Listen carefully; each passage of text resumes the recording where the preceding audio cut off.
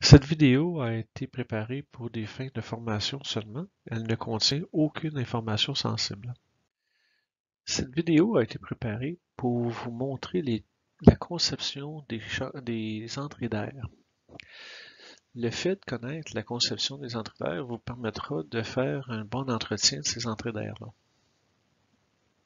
Pour les avions supersoniques, l'entrée d'air, quand l'avion va être en subsonique, donc en bas de la vitesse du son, l'entrée d'air va être un conduit qui va être divergent, comme tous les autres avions. Mais quand on va passer en supersonique, en haut de la vitesse du son, l'entrée d'air va devenir convergent. Pourquoi? C'est tout simplement qu'en haut de la vitesse du son, les phénomènes aérodynamiques sont inversés. Donc, l'idée d'avoir un conduit convergent et divergent par la suite, c'est pour permettre la vitesse de l'air qui entre dans le moteur. Donc, si l'avion se déplace en haut de la vitesse du son, le conduit convergent va réduire la vitesse d'entrée et augmenter la pression. Lorsque la vitesse de la masse d'air dans l'entrée d'air va être en bas de Mach, en bas de la vitesse du son, là, le conduit va devenir divergent pour continuer à ralentir l'air et d'augmenter la pression. Sur la photo et sur les schémas, vous voyez ici l'entrée d'air et au centre un boulet, un spike en anglais. Donc, ce boulet-là va se bouger de droite à gauche de l'entrée d'air pour, dans le fond, tout simplement modifier le conduit. Le Concorde, lui, ne possédait pas de boulet. Il possédait des palettes. Donc, vous voyez ici les palettes en violet qui peuvent bouger pour changer le conduit, de faire le passage de conduit divergent à un conduit convergent.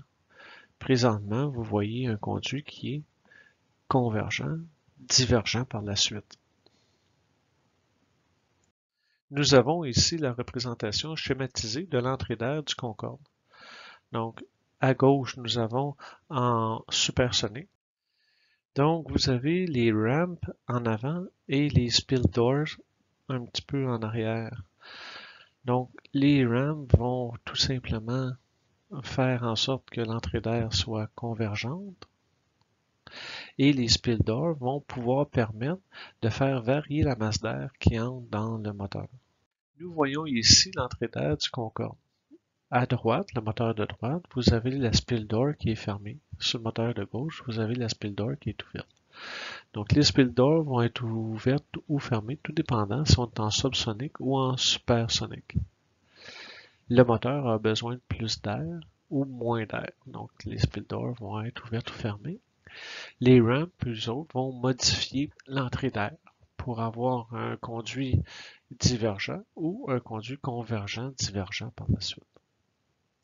Les tubos soufflantes n'ont pas de moyens vraiment pour avoir des protections contre les FOD, à part certaines modifications sur les avions, comme le 737. On va avoir une photo tout à l'heure de ce genre d'arrangement-là. Pour les turbopropulseurs, c'est facile de mettre des séparateurs de particules. Et les hélicoptères aussi, donc les turbomoteurs aussi. Donc on va voir ces deux particularités pour protéger le moteur des FOD. Ici, vous avez le schéma d'une entrée d'air de PT6. Il faut comprendre que l'entrée d'air du PT6, l'anti-FOD n'est pas toujours activé.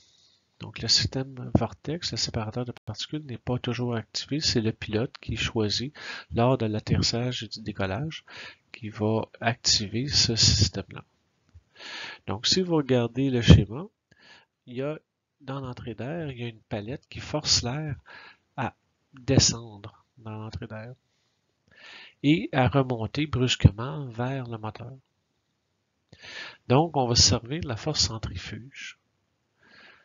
La molécule d'air est beaucoup plus légère que la molécule qu'une roche ou d'une particule indésirable dans le moteur. Donc, la particule indésirable, elle, ne gagnera pas assez de force centrifuge pour être aspirée par le moteur.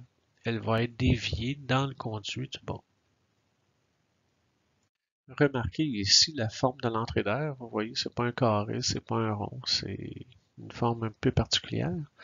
On voit très bien le rayon de l'entrée d'air. Cette entrée d'air-là a un système anti-givrage par air chaud. Sur les hélicoptères, les turbomoteurs ont un grand problème d'aspiration de particules indésirables. Donc, à cause du mât principal qui va pousser la poussière du sol vers l'entrée d'air du moteur. Donc, vous voyez sur la représentation l'entrée d'air qui aspire l'air par le bas et on voit qu'on a un changement brusque de direction de notre entrée d'air. Donc, la particule d'air va être aspirée par le moteur à l'horizontale et la particule de sable ou la roche, peu importe, elle va continuer son chemin vers le haut et va être emmagasinée dans un contenant que le mécanicien devra vider régulièrement. Vous avez ici la représentation de l'entrée d'air d'un Bell 206. Donc, c'est tout simplement beaucoup de petits tubes et ces tubes-là ont comme une vis sans fin à l'intérieur. Donc, l'air va tourbillonner. Les particules pesantes vont être projetées à l'extérieur de ce tube-là et l'air va pouvoir continuer son chemin vers l'entrée d'air du moteur. Vous avez ici un système vortex. Donc, on prend de l'air du compresseur et on l'envoie dans le tuyau en avant de l'entrée d'air.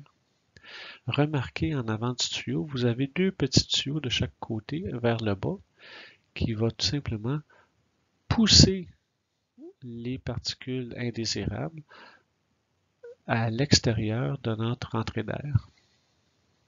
Ce système vortex est normalement accompagné d'un déflecteur installé sur le train d'atterrissage avant, donc pour empêcher que les roues avant projettent des particules vers les moteurs.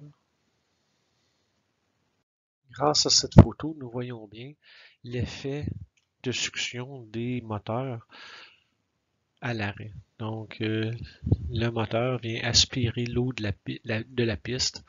Ici, c'est de l'eau. Ça peut être de la terre, des roches ou même du pavé qui est endommagé. Donc, cet avion-là, le Galaxy, ne possède pas de kit de gravelle.